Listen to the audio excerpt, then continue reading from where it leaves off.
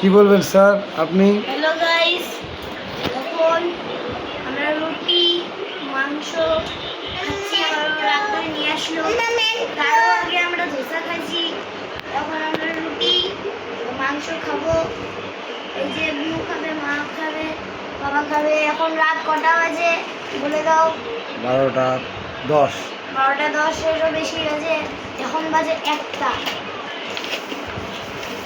তবে 1টার সময় আমরা খেতে বসি, রাত 1টা। আপনি তাহলে এখন আছেন কোথায়? আমরা আছি তারাপীঠ। কোথায় কোথায় কোথায় কোথায় ঘুরলেন?